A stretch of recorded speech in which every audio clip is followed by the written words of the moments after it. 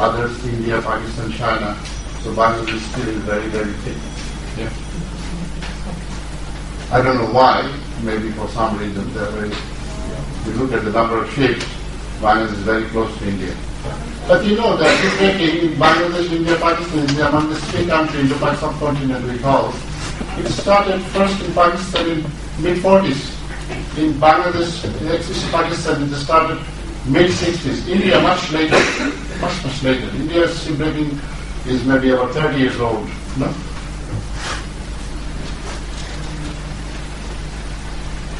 And here still you see that Bangladesh, compared with the world shipbreaking, is quite high. This is also the number of total delivery versus total demolition. Yeah? Well, of course, you see here quite a long gap.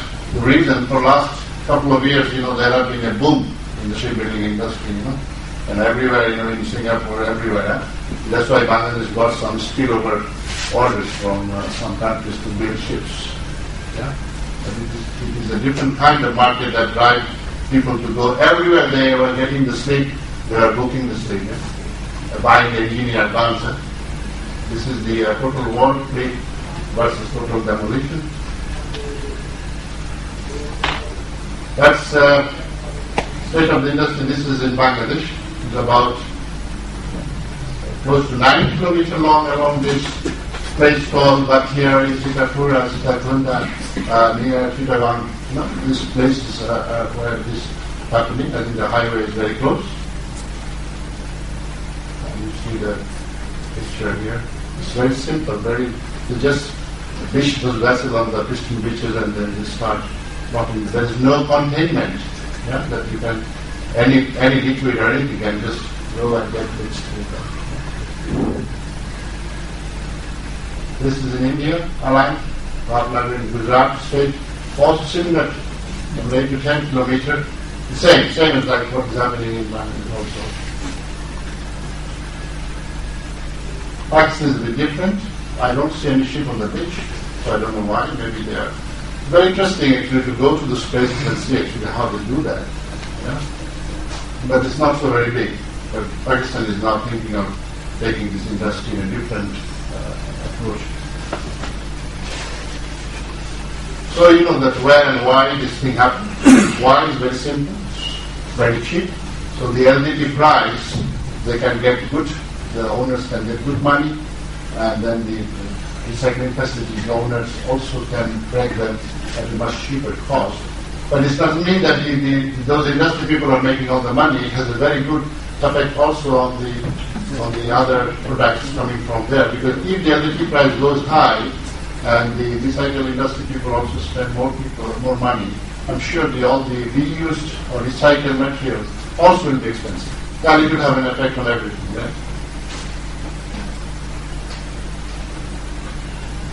I mean, this is what you saw on those beaches. This is absolutely non-mechanized, but there could be mechanized. There could be dry dock. There could be much better facilities, and there could be somewhere in between. But what is happening in Pakistan is very basic, totally non-mechanized. And then you have some cost consideration, market review. I just show some picture. I mean, you see here that the total ship life cycle cost. This is the life of the ship. You design, you build, you operate, and you scrap. But your life cycle cost is like that. But if you can bring it down to this level, then you change some kind of aspect of the industry. Here are some of the graphs for the annual imports in Turkey of time to scrap. Some information from Pakistan.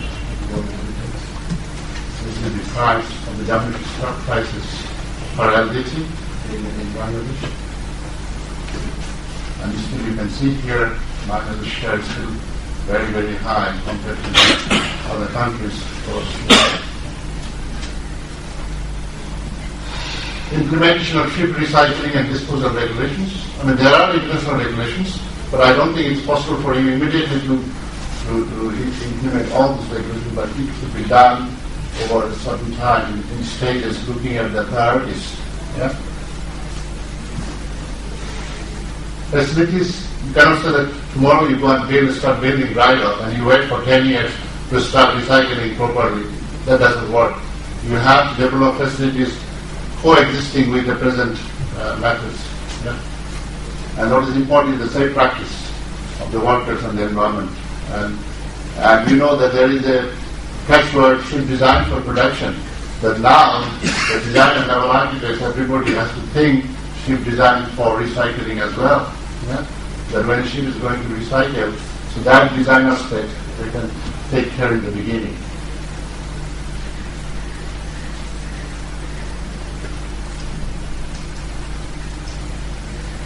It's not moving.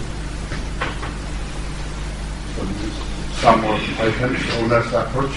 If you look at the total game of this recycling, actually more responsibility should be lied with the owner. Some of the blame gets by these poor facilities or owner or the others because they are operating the ship, they are enjoying the maximum benefit out of the ship. So they should send a clean and good ship to these beaches. Then I don't think we will have that kind of problem than what we have today. So the owners should be on the owner side.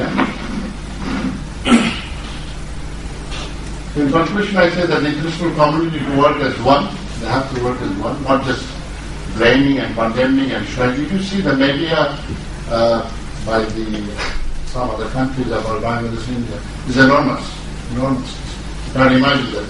They never say anything good things about that. I know there are bad things, but there are good things as well. Why all this shit would have gone if there would have been no recycling industries in India, Bangladesh, Pakistan? There would have been a big liability.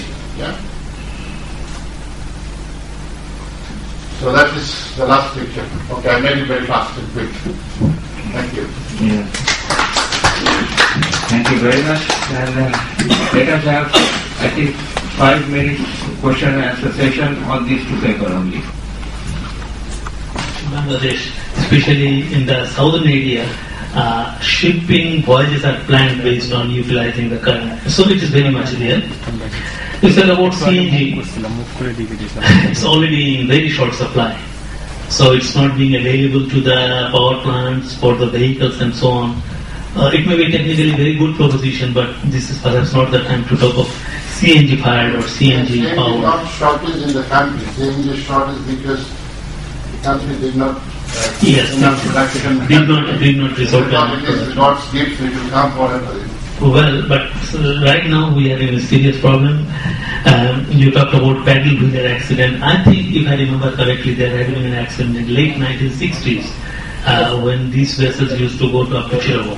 And since that accident, that was a massive one, just there was one survivor. It no more goes to the coastal areas. You talked about this, and we saw some photographs on accidents on inland passenger vessels. And I had some experience in working with these accidents, and all the cases I studied, the accident was at least accelerated because of non-water tightness in the engine room. There was something wrong, and water rushed straight into the engine room, and the vessel collapsed. The vessel sank almost instantly. So just making the water tightness, water tight integrity in the engine room will, I believe, will solve most of the problem. And about this outrigger, this is certainly we are already running late. Yes, just outrigger. I think it will be a problem in crowded areas like Shotokan. And the only portion you said about improved propulsion. Can you give some idea how this propulsion can be improved? Thank you. You can use first very good. I think you can write on the paper now. I can see that. With all your answer questions and remarks. And then the solution is very simple. The efficiency of the vessels could be increased by employing larger propellant, and you need to do a tunnel on your vessels, and then your efficiency will be much higher. Okay. Thank you very much. The last question. Okay. Very, very brief, please. Thank you, Mr. Ravi Kumar. I just wanted to clarify. In Holland, you said that you have seen twin radar with single screw. You meant you want to mean it? Yesterday you saw that paper by the single screw twin radar. Do you think the radar will be effective? I think it will be. There's nothing wrong with that. Why it should not be? What I practically see that there are plenty